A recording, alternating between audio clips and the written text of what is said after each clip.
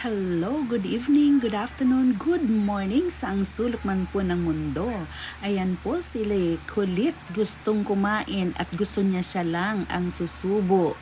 Ayaw niyang magpasubo. Kaya ayan no, masyado ng independent na pakaliit pa.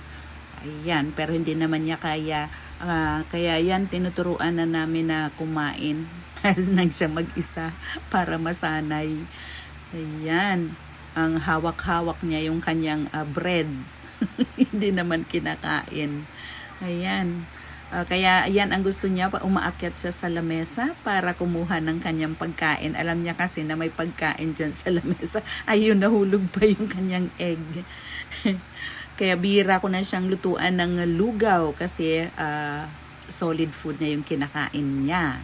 Ayan, maraming salamat po sa inyong patuloy na panonood ng aking mga video at pag-support